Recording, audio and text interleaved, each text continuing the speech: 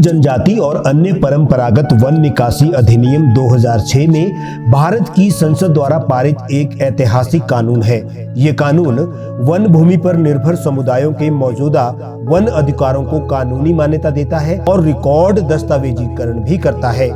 लोगों को वन भूमि पर व्यक्तिगत और सामूहिक वन अधिकारों के साथ साथ ये कानून वनों के रख रखाव का और वन भूमि पर स्थानीय विकास का भी अधिकार देता है। इस कानून की सबसे खास बात यह है कि अधिकारों की मान्यता की पूरी निर्णय प्रक्रिया में हर कदम पर लोगों और उनके स्थानीय प्रतिनिधियों की भागीदारी सुनिश्चित की गई है। इस अधिनियम से वनों पर निर्भर सभी समुदायों और परिवारों में वन भूमि और प्रासंसाधनों पर स्वामित्व और सुरक्षा की भावना उत्पन्न हुई है। इस कानून के माध्यम से अनुसूचित जनजातियों और अन्य परंपरागत वन निवासियों के अधिकारों को पहली बार कानूनी मान्यता दी जा रही है, जिससे उनकी आजीविका की सुरक्षा हो रही है। साथ ही साथ ये समुदायों को वनों की सुरक्षा और संरक्षण करने में भी कानूनी तौर पर सशक्त बना रहा है। आपसे हम ये जानना चाहते हैं कि वन अधिकार कानून क्या है?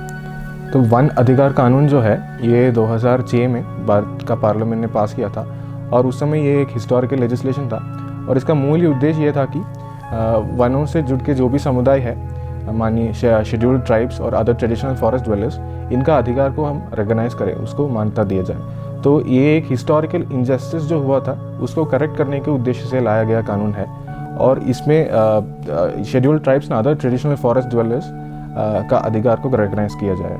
इसमें जो बेनिफिशरीज हैं, जो लाभार्थी हैं, वो कौन कौन है? इसमें दो ग्रुप्स का बेनिफिशरीज होता है। एक होता है शेड्यूल्ड ट्राइब्स जो फॉरेस्ट पर निर्भर रहता है। हमको हिमाचल की और भारत में काफ़ी सारे समुदाय हैं जो वनों से निर्भर रहता है। वनों का माइनर फॉरेस्ट प्रोड्यूस वो लेता है और उनका घर भी वनों पे है। तो ऐसे समुदाय जो फॉरेस्ट से जुड़ते अपना ज़िंदगी जीता है, उनके लिए है ये कानून बनाया गया है। और इसमें अदर ट्रेडिशनल फॉरेस्ट ड्वेलर्स भी आता है जो शेड्यूल्ड ट्राइब्स नहीं होता, पर वो परंपरा से वो फॉरेस्ट में अपना जीवन जी रहा है। इसमें अगर हम देखा जाए तो फर्स्ट इंस्टीट्यूशन जो है ये ग्राम सभा होता है। ये जो फॉरेस्ट राइट्स का प्रोसेस इनिशिएट करता है वो ग्राम सभा होता है। वो कोई फॉरेस्ट डिपार्टमेंट या डिस्ट्रिक्ट कलेक्टर नहीं होता है। ये जो सबसे लोवेस्ट लेवल पे जो सरकार का इंस्टीट्यूशन होता है वो ग्राम सभा है। तो ग्राम सभा में एक फॉरेस्ट राइट्स कमेटी फॉर्म करने की आवश्यकता है। तो फॉरेस्ट राइट्स कमेटी क्या होता है कि ग्राम सभा के अंदर कुछ लोगों को चुनता है जो 2/3 शेड्यूल्ड ट्राइब से है और 1/3 विमेन है। तो फिर उनका जिम्मेदारी है कि जो भी क्लेम्स आता है इंडिविजुअल से उसको वेरीफाई करे ताकि वो एक वैलिड क्लेम है और उनका अधिकार ऐसा प्रोसेस किया जाए।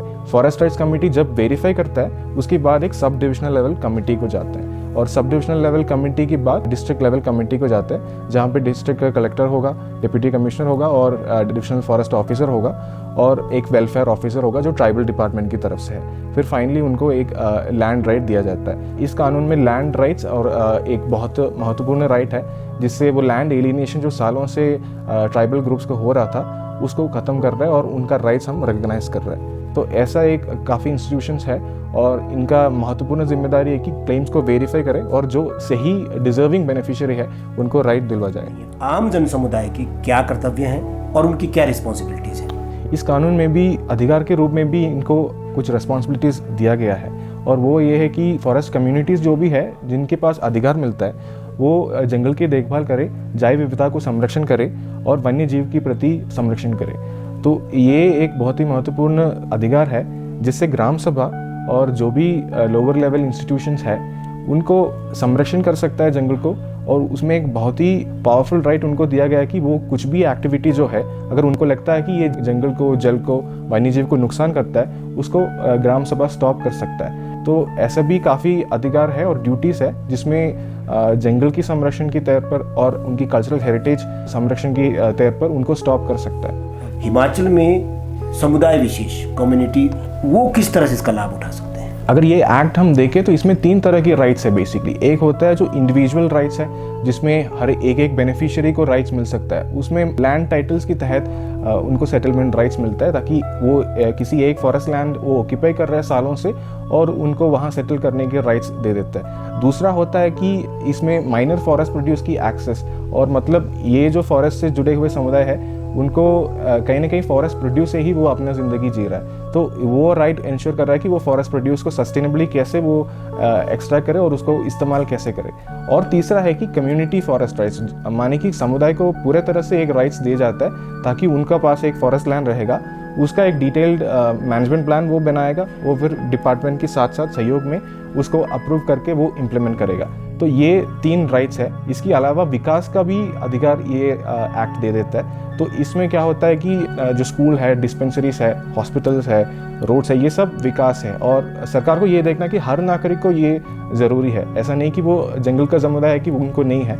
तो इसके लिए एक विशेष प्रोविजन इस एक्ट में रखा गया है ताकि 1 हेक्टेयर तक ये फॉरेस्ट लैंड डाइवर्ट कर सकता है जो एसेंशियल एक्टिविटीज़ है, जैसे हॉस्पिटल्स है, स्कूल्स है, रोड्स है। हिमाचल में कई सारे अब सड़कों बन रहा है फॉरेस्ट राइट्स एक्ट के अंदर, और ऐसे एसेंशियल एक्टिविटीज़ जो फॉरेस्ट की समुदाय से जुड़े हुए हैं वो अब हो रहा है। और धीरे धीरे ट्राइबल एरियाज़ में भी ये मेरा मानना है कि कम्युनिटी फॉरेस्ट राइट्स एक्ट के तहत काफ़ी कम्युनिटीज़ को इसका लाभ मिलेगा। जो हमारा ये एक्ट है, इसके क्रियान्वयन में एक बात अक्सर कही जाती है कि इसका मिसयूज होगा।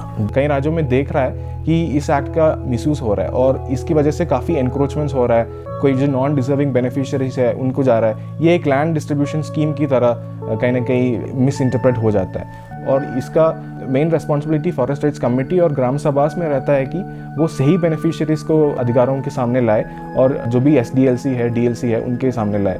बाकी जो भी गलत क्लेम्स आ रहे हैं उसको वेरीफाई करके उसको रिजेक्ट किया जाए। पंचायतों की इसमें क्या भूमिका हो सकती है कि बहुत पारदर्शी तरीके से, ट्रांसपेरेंसी में इस कमेटी की जिम्मेदारी फिक्स हो और कम से कम इस एक्ट को हम ईमानदारी के साथ लागू कर सकें। इसमें टेक्नोलॉजी का यूज़ के भी हम बात कर सकते हैं। जैसे इस एक्ट में एक क्लॉज है कि अगर आप एक ट्रेडिशनल फॉरेस्ट ड्वेलर हो तो आपको एस्टैब्लिश करना है कि आप सदियों से इस फॉरेस्ट में जी रहा है, 75 ईयर्स से जी रहा है। और इस एक्ट में एक कट ऑफ डेट भी है कि 2005 के बाद कोई भी अगर लैंड पे ऑक्यूपाई है तो उनको राइट्स नहीं मिल जाएंगे। तो हमारे पास काफ़ी सैटेलाइट इमेजेस है, जैसे पिछले सालों का 2005 से लेकर सैटेलाइट इमेजेस है, तो वो टेक्नोलॉजिकल वेरिफिकेशन भी कर सकते हैं कि वो सही में वो लैंड ऑक्यूपाई किया था कि नहीं, ताकि वो अधिकार सही बेनिफिशियरी को मिले।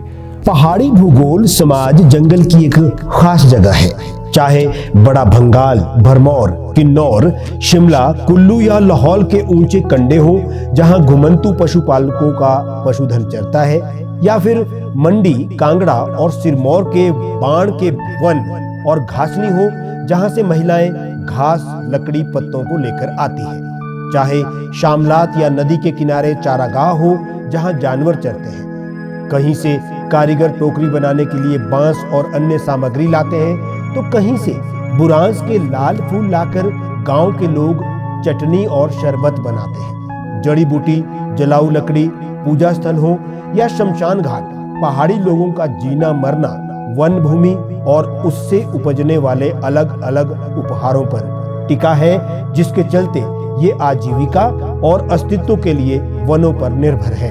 पहाड़ी क्षेत्रों में सभी पहाड़ी वासियों का वनों के साथ हमेशा से ही एक अभिन्न और घनिष्ठ रिश्ता रहा है। यह रिश्ता पारस्परिक रूप से जंगल और जनता दोनों के लिए ही लाभकारी है।